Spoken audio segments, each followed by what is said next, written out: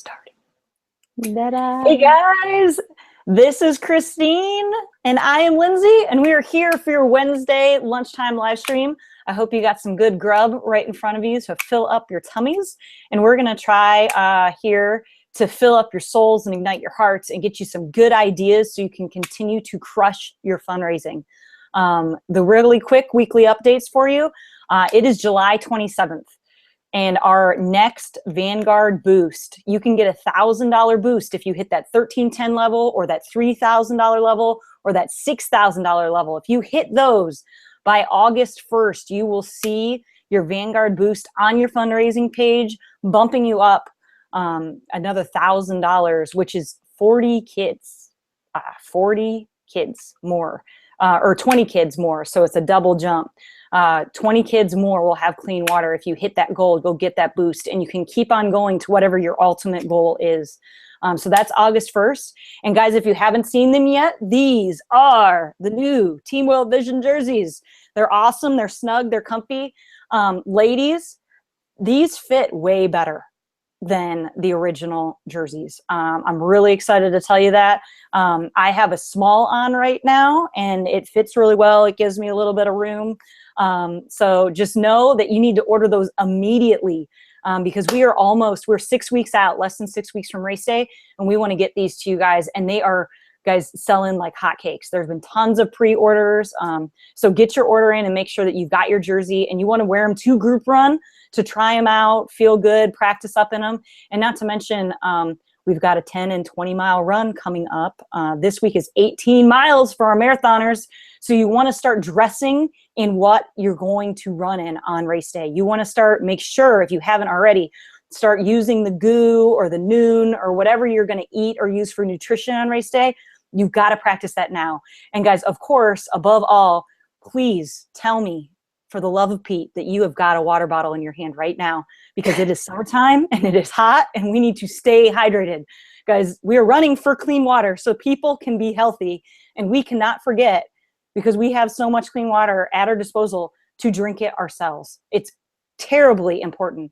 Guys, as far as muscle cramping, even like I would get headaches or stomach aches sometimes with longer miles, and it wasn't my nutrition. It was flat out that I had not drank enough water ahead of time.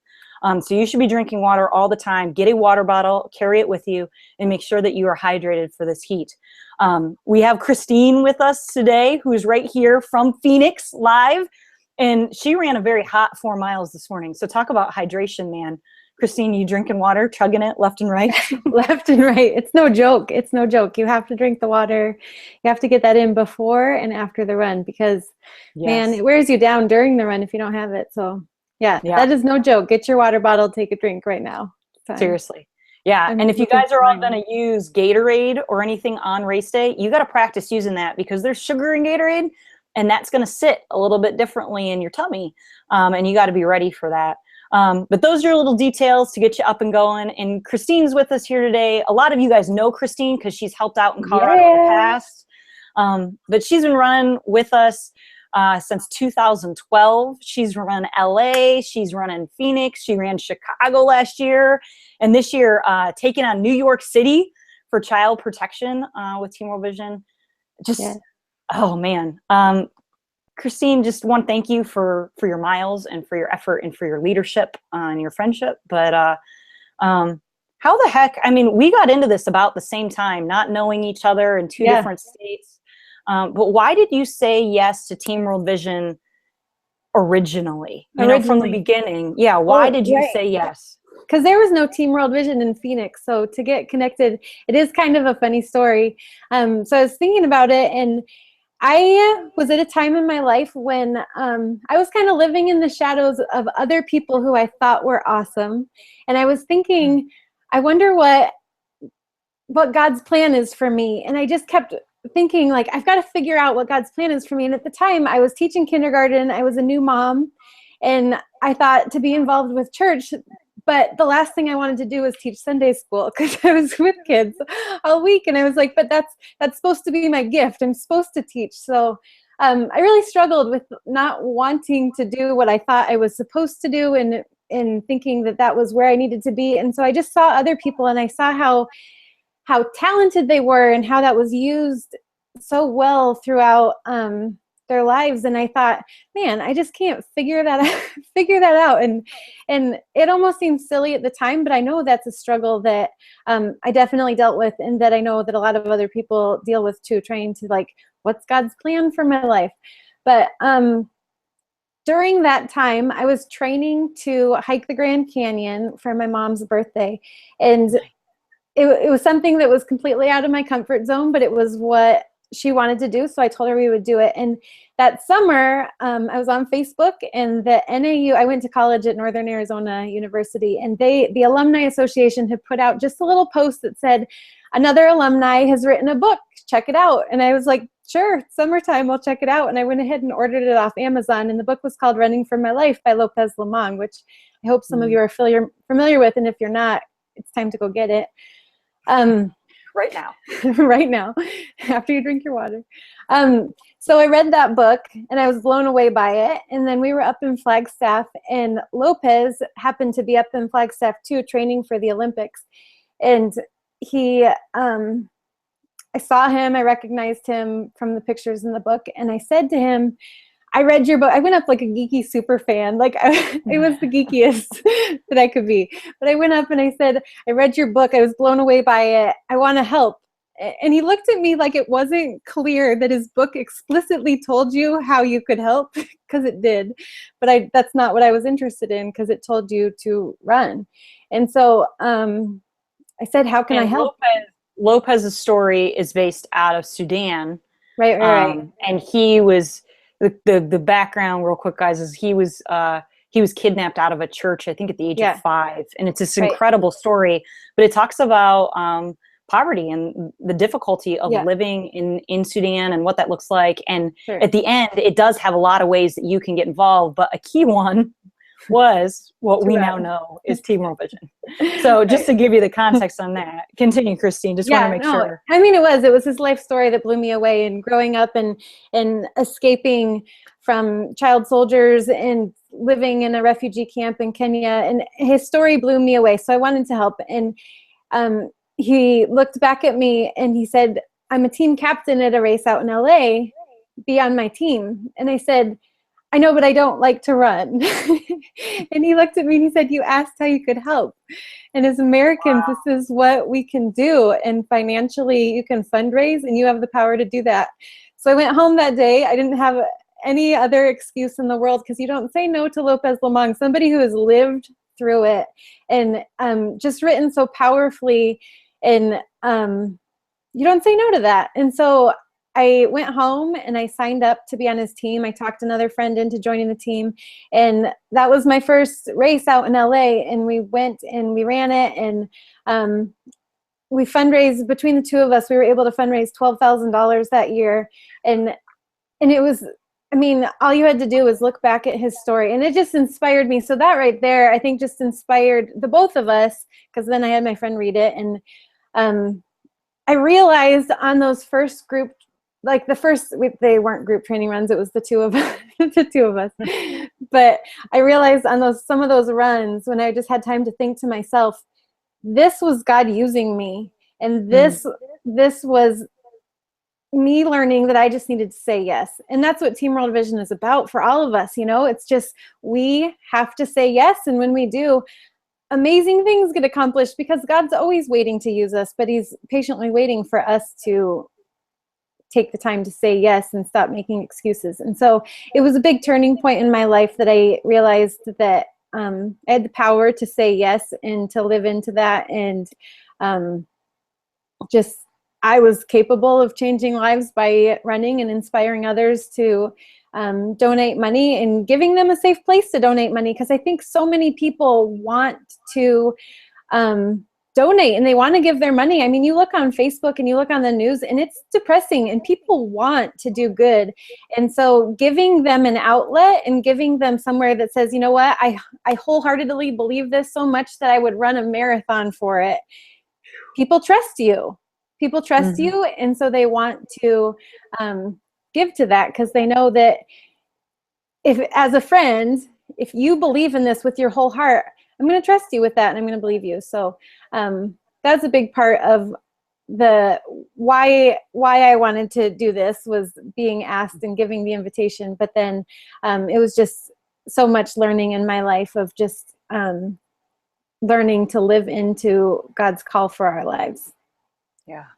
Wow.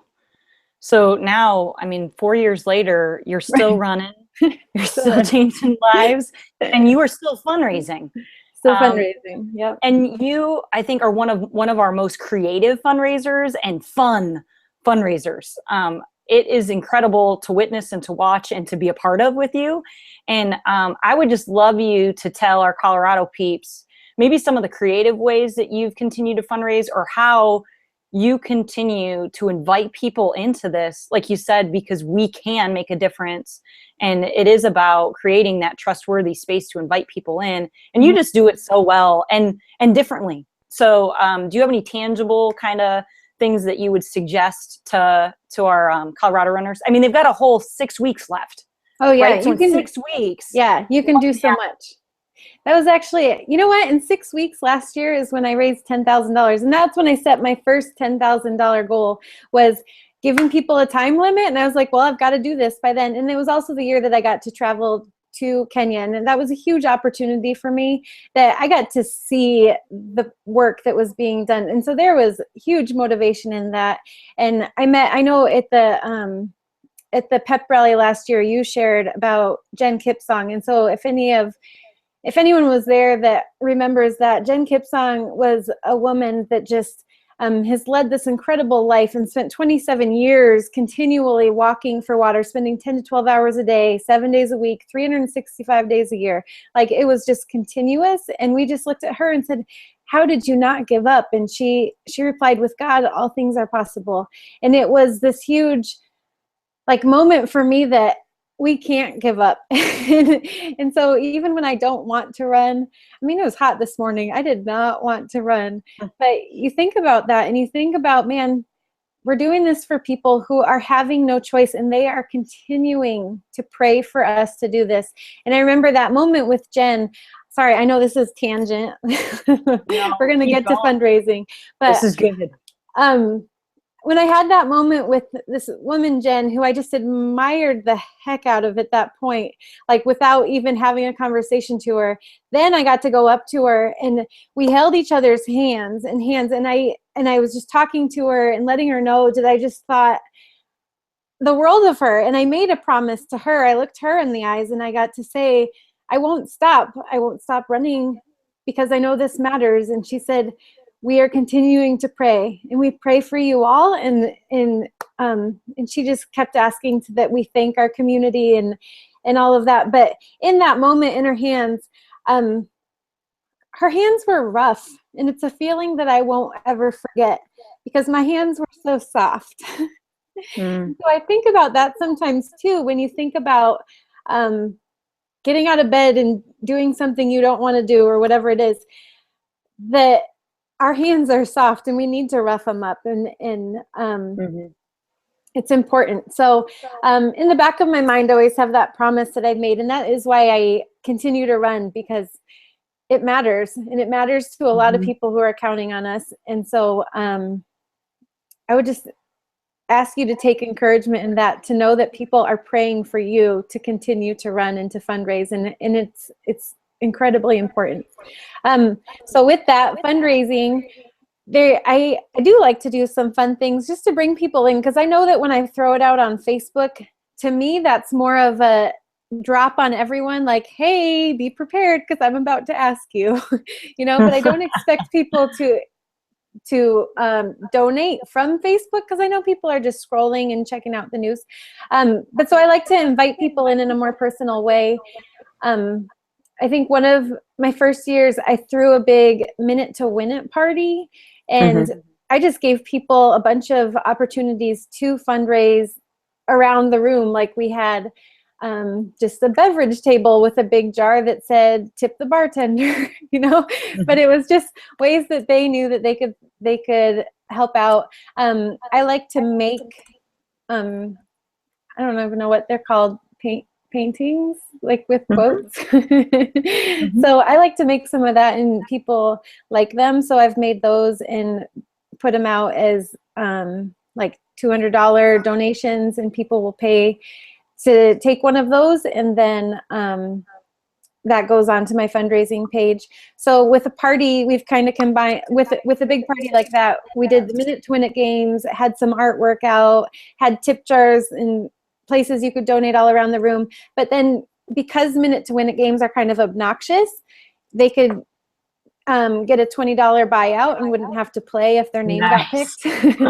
So there was all just kinds of ways that were fun to get people involved, have fun, but know they were there for a fundraiser, and then people knew that they were going to donate. So that was a big one. Last week I did a Facebook art auction, which was kind of fun because I made it a group and people could join if they were interested.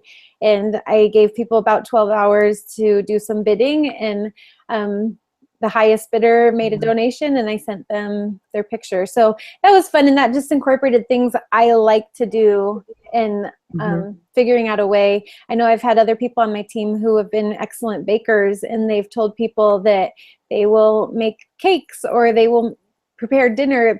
One lady, it was kind of a cool idea, so I just have to share it, but she had people give them their casserole dishes and said, I will create a meal for you in this dish and give it back for a donation.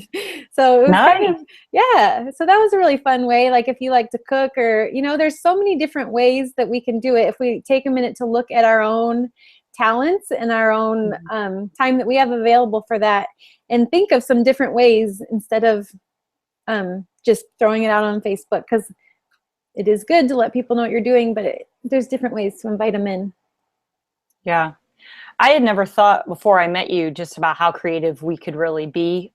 Just like you're saying with, auctioning off artwork or creating like raffles or drawings. And I just know like people have timeshares, and so even if you say, hey, in the next 24 hours, every person that donates $100 to my page will have an opportunity to win 2 days or a weekend at a timeshare. I'm going to do something similar with that with Dodger tickets. I have a very generous friend who has donated Dodger tickets, premium parking, access to the stadium club for a game in August. So on Facebook, I'm going to say, create an event and you have 2 days to donate. And if you put Go Dodgers in the donation for every $50 that's donated that 48 hours, they'll have a chance to win tickets. And these tickets are like $700. So for a $50 donation, they've got a chance for, 4 tickets to the Dodgers that are worth like $700. So incredible family experience, and you're donating to an incredible cause. Right. So if you win, like quadruple bonus. And if you don't, you're still absolutely saving lives on the other side of the planet. So it's good things to think about, like, what do you really have access to? What sort of gifts and talents can you use and leverage? And it's fun. So, and then with that, I know even like within your party, then that gives you an opportunity to say, hey guys, this is really what this is about, and to thank people. So, well, thank you so much for your time. Just to even stir the pot a little bit, guys, Christine is actually part of our Team World Vision Colorado Facebook group. So if you have questions for her about how she's done these parties or these auctions, you can post on the Facebook group and just tag her, and I'm sure she'll respond, I would assume. Hey, but you know what I want to add? You know what I need to add, Lindsay, is that the focus doesn't always have to be on something that we give away in exchange for a donation. Do you know what I'm saying? I don't want to lead that on to that is the only way, because last year I was able to raise $10,000 and there was not one thing that I gave away except I said thank you. And that was the biggest thing, is my heartfelt thanks to each person who donated on Facebook, and $10,000 was raised. So just being genuine. Well, and those thank yous were so encouraging, even because they were blowing up my Facebook feed. So every person that you thanked and you tagged, you're one of my friends. So I saw, a really awesome picture of you and that person, or a funny picture, and this thank you about how they changed 4 people's lives. Or you did a really good job of, sharing like a video and said, hey, you were a part of changing these people's lives forever, or, ending cholera and dysentery. And, that was really awesome, because like you said, there's so much negativity in your newsfeed that for your thank yous of different people that were changing the world with you, it pumped me up. It was really inspiring to me, and I think encouraging to others that like, oh wow, I could really change some lives too. Yeah. So it was a great idea. But guys, there you go. 15 minutes of love from us to you. We are praying for you every step and every mile. Remember, get your jersey, get your water bottle, take good care of yourself. You're 6 weeks out, and your longest runs are just right around the corner. And then it's taper, man. Then you're going to be feeling good straight into race weekend. Your team dinner invites and your race weekend detail packets are going to come out to you super soon. We're just finalizing everything and, you know, dotting I's and crossing T's. So we love you. We are excited. Over $70,000 has been raised as of yesterday. Crazy. Yes. Incredible. Nice job, 1,400. 1,400 people with clean water. Woo! Awesome. So, guys, let us know if you need absolutely anything. Facebook, emails, phone calls. We got your back. We love you. And we appreciate everything that you're doing. So we'll talk to you soon. We'll see you next week, 12:15, Wednesday Legacy Lunchtime live stream. Booyah! Thanks.